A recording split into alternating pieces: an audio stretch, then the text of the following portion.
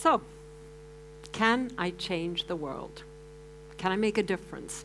Raise your hands. How many of you have ever wondered whether you could make a difference in the world? Great. Well, I'm here to talk for a few minutes to tell you that you can and you will. And I'll try and do it through the story of the pirate, the wall, and the anchor. But before I begin, you have to meet someone. There she is, about 50 years ago. It's the little one, yeah.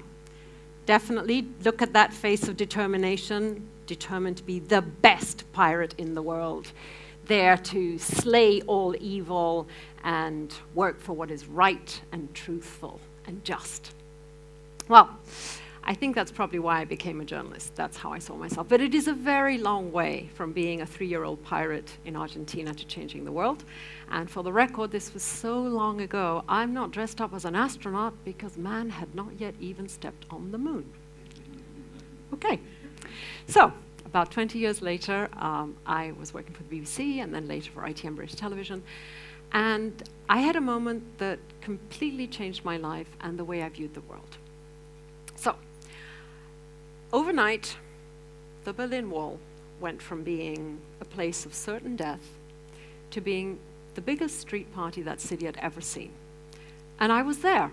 I was 26, very young, I thought, or I think now, very ambitious, and above all, very, very lucky to be in West Germany at the time. So I'm in the then West German capital, and somebody comes up to me and says, like, hey, have you heard, you know, the Berlin Wall's come down. Well, not come down, but, you know, it's open, people can cross. It was 7 p.m. I looked at them thinking, they've been at the bar.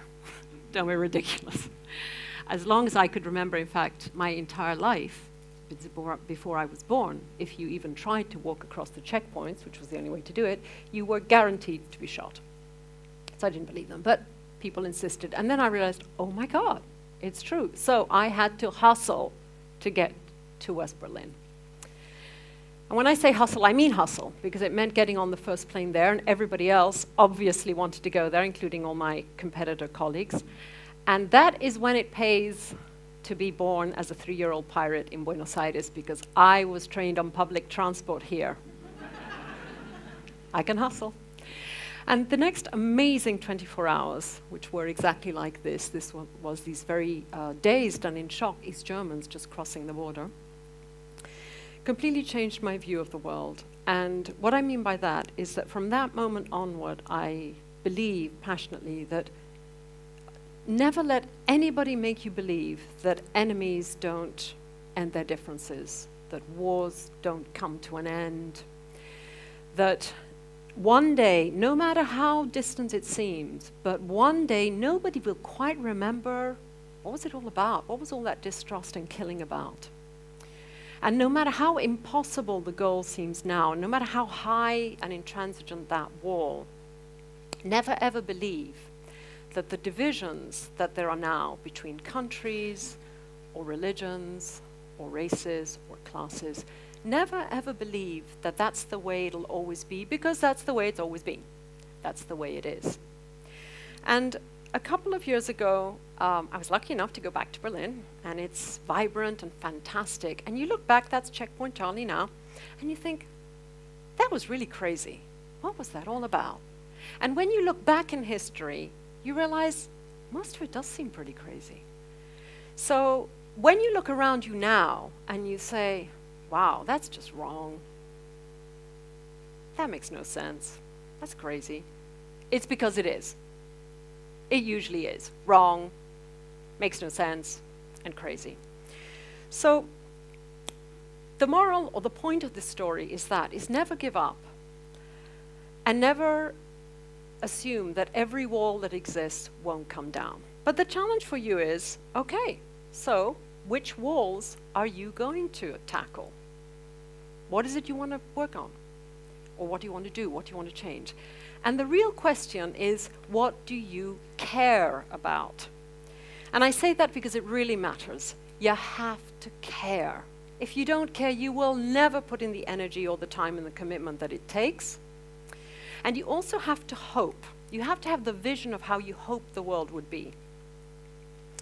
And the reason is I discovered is because when you look around you, and I'm sure there'll be plenty of things you want to tackle, Liz, and you look at the mess that you're inheriting from my generation and all the ones before, I want you to stop and give us a little credit.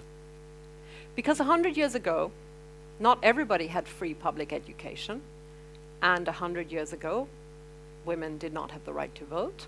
In some countries, not even all men. Many countries, women couldn't own property, couldn't even think of going to university. Now, all that changed because young men and women like you said, that's just wrong. We got to do something about it. But why is it so hard to do something about it? Why is it so hard to act? And I'll tell you why. It's hard to act because it takes courage.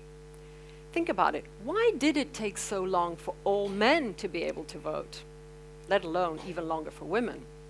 Why is it still taking so long for women to get equal pay for doing exactly the same equal work? Why did it take so long to abolish slavery? And why is there even one racist left on the planet? Because it's hard and it takes courage, and that's where I want to take to the other story, which is how I at least learned to deal with fear. And that used to be my world. So you'd walk in the middle of there on your own, lights, camera, and your job is to report whatever is happening in the world.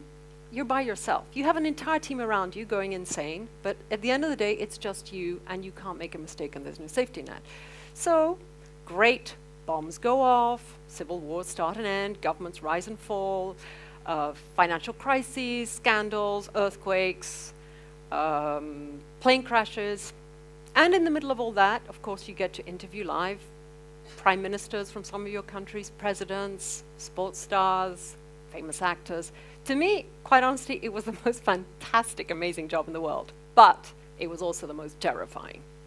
And the terrifying thing for me was that if I made a mistake, 200 million people knew I was a complete idiot. It would be humiliating. And I found it terrifying. And for the whole first year, I certainly cried every night, every day at home. I was sick multiple times, sometimes during the workday. The anxiety and the stress was completely unbearable. And then one day I said, like, I just can't do this another day. It's just too much. Nobody can live with that much fear. It's exhausting. So I had to face my fear. And I thought, okay, what's the worst thing that's going to happen? I thought, oh, well, the worst thing that's going to happen is, yeah, I'm going to be a complete idiot. All my life people remember her as she's a total failure. I'm going to lose my job. Nobody will hire me again. And I thought, well, you'll just be totally humiliated for the rest of your life, and you'll just have to deal with that. I'll just deal with it when it happens. If it happens, and I hope it didn't. So then I realized, okay, then I realized that courage is just learning to live with fear. It's learning to live with fear as your constant companion and just taking the next step. So I want you to take from that sense that you have, how many of you feel that you are facing fear or that fear of failure every day? Think about it. I mean, you know, we have fears. Fear I won't make the assignment. Fear I won't make the right grade.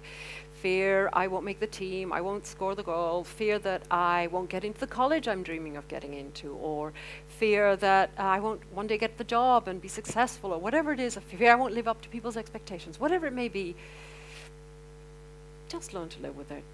Get over it. It's like, you know, it's part of life. And then I want you to realize that here is where I so wish I was born when you were born, because you are incredibly lucky. For the first time ever in the history of the world, you all have 200 million people you can talk to right now. You could be tweeting them right now through your Apple Watch if you have it, your smartphone, any device that's already been invented, and all the new ones that will be invented, maybe even by one of you. So that is a gift. You will make changes through networking and choosing crowdsourcing, crowdfunding, crowd whatever. And you can do anything. You can topple governments, start protest marches, make everybody in the world ask the same question in 24 hours, which is it black or blue? Or white and gold? Yes, you can. But above all, you need to remember that change is not always big change. change is done sometimes very small steps at a time by each of us. And we certainly know that to safeguard our planet and future generations, we all need to make small changes in our lifestyles, whether it's our use of energy or our use of water. Every small choice we make makes a difference. Every small choice that you make and influence your friends makes a difference. So you do have the ability to change the world. The question is, how are you going to do it? Now here, I want to just share one secret that I'd wish I'd known when I was that 3-year-old pirate, which is really do not stress about what career am I going to have and what am I going to do when I grow up. Don't, because the first job I did that I got paid for became completely irrelevant by technology within a matter of, I think, 3 years. And the last job I did, even in journalism, didn't exist when I began. And since then, I'm sure the same as all of you, there hasn't been one career. There have been many things we've done, and that will be the norm for you all.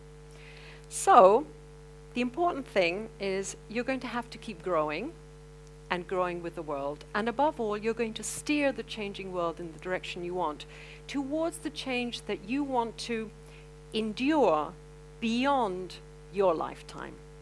So I would like now all of you to raise your hand, is who among you now at least believes a little more that they can make a difference in the world? Great. Well, I think you can, and I know you will. Thank you.